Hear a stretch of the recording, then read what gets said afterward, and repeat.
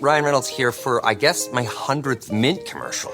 No, don't. No. I mean, honestly, when I started this, I thought I only have to do like 4 of these. I mean, it's unlimited premium wireless for $15 a month. How are there still people paying 2 or 3 times that much? I'm sorry, I shouldn't be victim blaming here. Give it a try at mintmobile.com/save. Whenever you're ready. $45 upfront payment equivalent to $15 per month. New customers on first 3-month plan only. Taxes and fees extra. Speed slower above 40 gigabytes. See details. Looking for a pickup truck to get just about anything done? Look no further. The Chevy Silverado EV isn't just the most powerful Silverado ever, with next-level towing capability and technology. It also offers game-changing versatility with the available multi-flex midgate and tailgate, which means Silverado EV helps you carry large, bulky, and oddly shaped items up to nearly 11 feet in length. Chevrolet. Together, let's drive. Visit Chevrolet.com to learn more. Now he's thinking about me every night. Oh, isn't that sweet? I guess so. Say I can't sleep, baby. I know that's the amusement zone. I'm working late because I'm a podcaster who's unemployed because I got a bachelor's degree and it's really hard to find a job right now and I'm really stressed and it really sucks and oh my God, I just keep trying, but every day it just won't stop. And like, why do I go to sleep so late? Because like, why does it take so long to find a job? Run the intro.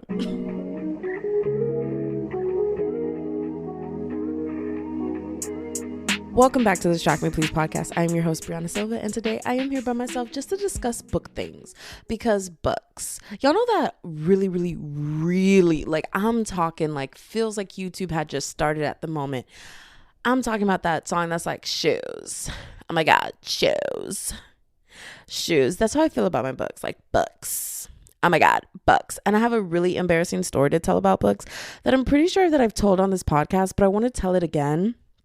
Because I have made some new book friends and like, I'm on Threads, y'all. And so I deleted. Connie, if you unplug any of this equipment, girl, I'm going to put the podcast on hold to have a 5-minute boxing session with you. Connie, girl, thank you. Sorry, Connie was literally like laying here next to me. Y'all, I'm not even in the chair. I'm literally not even in the chair. The chair is next to me. My foot is on the chair. And yet the chair still manages to make itself known. I'm working late. So I'm pretty sure I've told it, but I moved over to Threads and I deleted Twitter because I'm not gonna lie. November 6th, because I mean, the results came out at 5:54 a.m. for me. 5:54 a.m. I Googled it, saw it, cried, right? So after seeing the results on November 6th, I deleted Twitter and moved over to Threads because I do not want to support that man who rhymes with husk.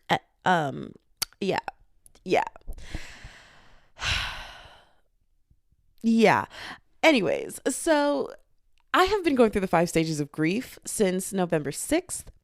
And I'm just not going to bring it to this podcast because, one, that's what my subscription's for, babes. I'm literally going to be giving all my thoughts and opinions behind a paywall because I did not realize that many people I didn't realize so many people's favorite color was red, right? Like red's a really cute color, but I'm more of a cool toned girly.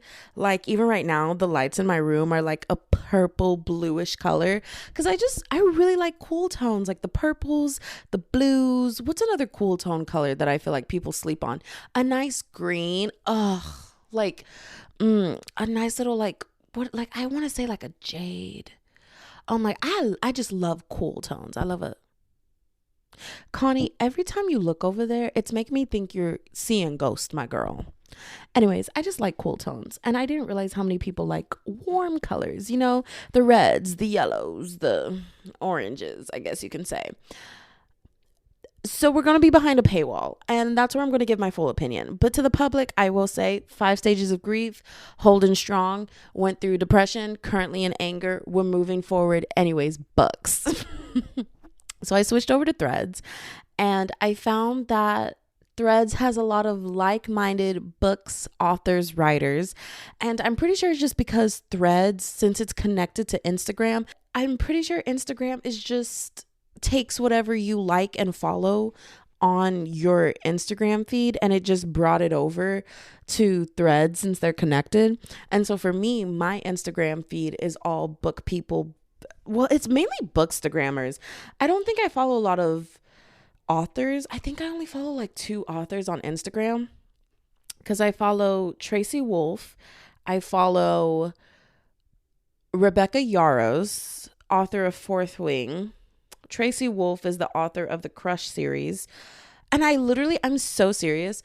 She became my favorite author, 1, because I love the Crush series, but 2, because literally in book 1, I've explained this before, but I'm going to explain it again because again, I made new friends on Threads with authors, writers, book girlies, and like seeing that we're also like-minded and understanding that people who read Fourth Wing, Throne of Glass, ACOTAR, what other books, goddamn, like even Crush, dude, like literally people who read books like that, we read our sci-fi fantasy worlds and we get it. Hunger Games girlies, we get it. We inherently get it, and understanding that you can't read books like that and say and have certain beliefs. And so it's just been so nice and refreshing and I love them. But where was I going with this? Oh yeah, but she wrote the Crush series, the vampire series, that's kind of like just the newer age version of Twilight. And literally book 1, Flint is the name of a character. And as soon as we see him, she literally just goes, "Oh, he's a black man."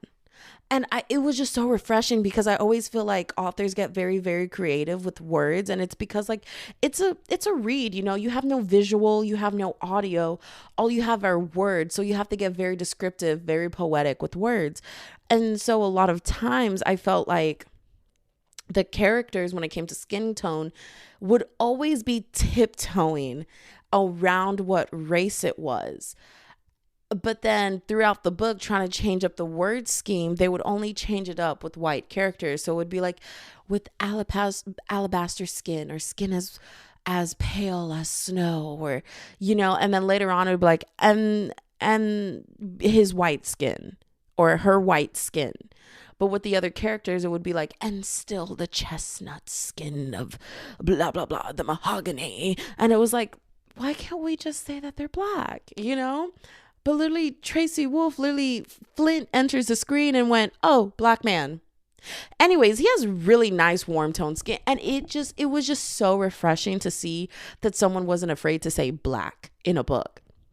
And it's like, again, I understand that you're just getting descriptive. It's not like I want them to be like, and then a black man entered the room. A black man did this. A black man did that. It's not that I'm looking for that, but I felt like when they would switch how they would describe people throughout the book, because every once in a while they would give the description again in case you forgot or something.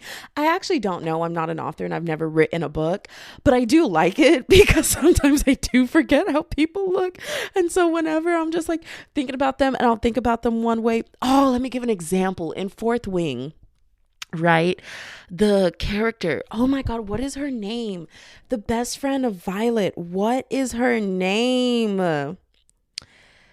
Frick. Okay, hold on. I literally have to go to Google for this. Okay, Fourth. Rhiannon. Oh my gosh. Is that how you pronounce her name? Oh my God, not the AI generated photos of her. She is so cool and I love her.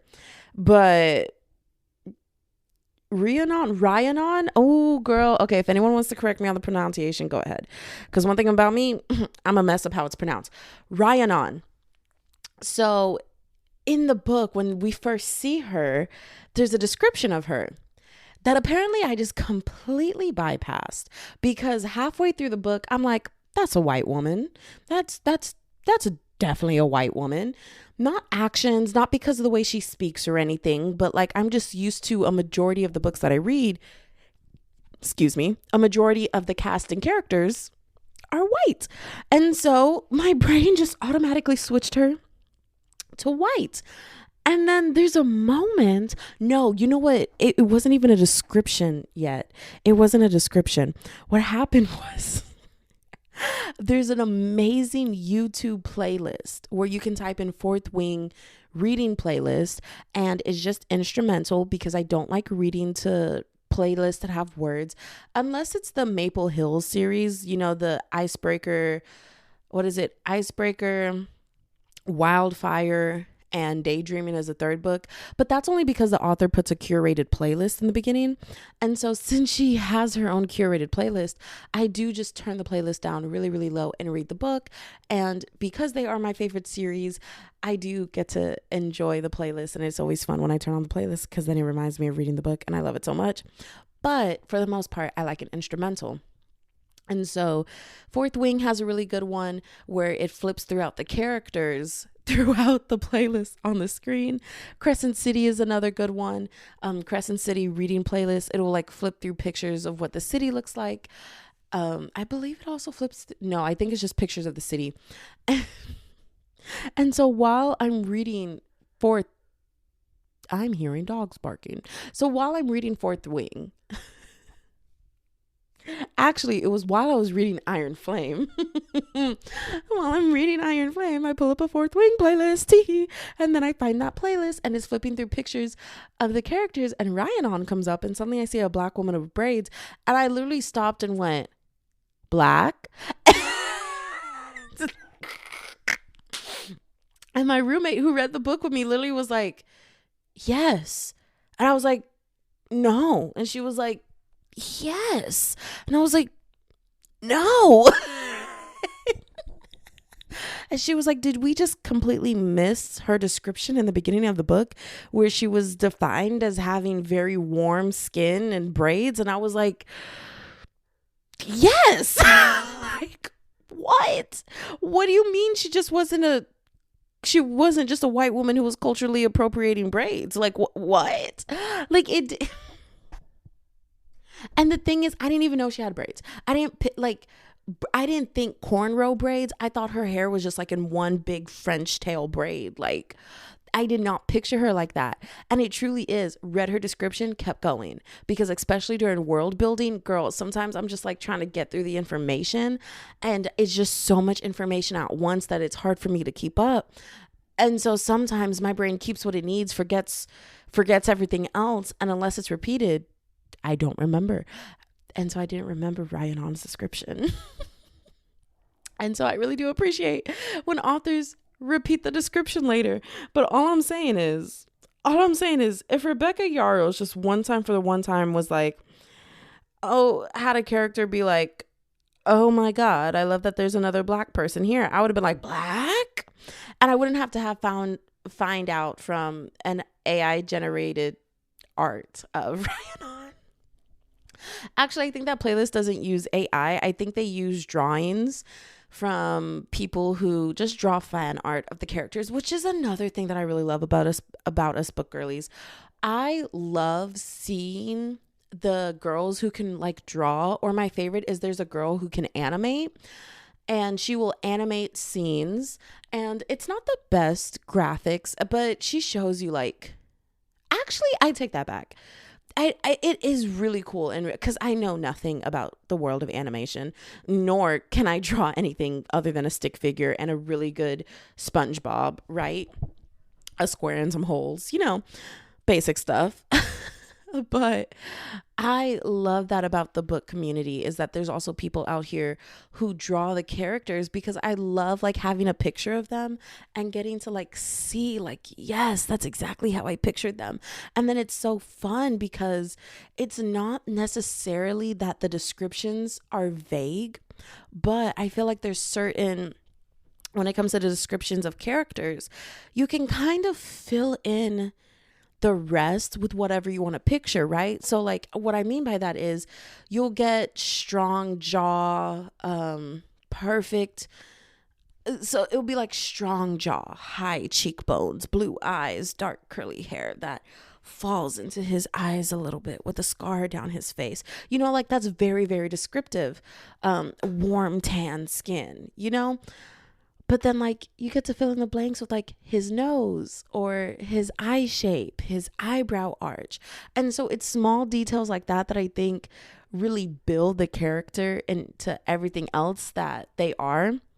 And so I love seeing when artists really fill in the blank, and you can see how small details like that, where it's not like, and the arch was at a perfect eyebrow arch, nothing crazy, but they fill in the blank. And I just love seeing artists who do that. So I love following people who draw fan art of books. And Sarah J. Maas has a really, really, really big following. So there's always like drawings for Sarah J. Maas characters. But when it comes to the books that are more like indie authors, indie published, or just books that aren't as big, it's really, really, really hard to find drawings. And it makes me so sad because I'm like, I love the Sarah J. Maas community because I love that there's so many of us. And I love that Book Talk has taken off, which has brought readers back in. And I know sometimes people get like upset with Book Talk and what we've done with that community, because I came into Book Talk late, very late. I got into Book Talk because my roommate had started reading books and I literally was like, I'm depressed. Give me a book, but yeah, I got into it late, so I fell in love with it. I love all this smutty craziness, and we're bringing reading to be a popular hobby again. And so now we get to see the inflation of the price of books, because girl, like that's all I can say. Ugh. Not Connie looking at me weird when I said it like that. But like, no, the price of books is insane. The way, oh my gosh, because I used to read a lot when I was younger. Am I like, what? Like, and I know a lot of people who never actually fell out of the hobby of reading, or who enjoyed reading before it became popular again throughout the pandemic. They also have the same thing of like, a little paperback book used to cost them maybe $8-10, a hardback maybe $15 to $20, but now it's $15 to $20 for a paperback, and it's like $30 to $40 for a hardback. And it's just like, what? Or a hard copy, for what? Paperback and a hardback? Why does that sound wrong? Y'all know what I'm talking about though, But it's so like crazy to see the prices of books. And like, I love special edition books, but to see it's like, here's one book for $120, girl. And the thing is, I love books so much, and because it's a hobby to me, I will pay that. The sad thing is, I will pay that. What is the most I've spent on a book? I think so far the most amount of money that I spent on a book was $35. Yeah, the most amount of money that I spent on a single book was $35. It was The Warm Hands of Ghost. Is that the Fairy Loot version? I don't think that's a Fairy Loot book. What is that? Owl Crate? Bookish Box? I think it's the Owl Crate version. Oh God. I'm looking at the book on my shelf, but one of the book subscription books was The Warm Hands of Ghost. And I just thought the book was so pretty. And actually, when that book had dropped in the subscription box and a lot of people were selling it, because turns out a lot of people weren't excited for the book, apparently. I was reading a play by Ibsen, I believe, in my philosophy class called Ghost. And the whole point of the play wasn't actually about paranormal ghosts, but it was about how our past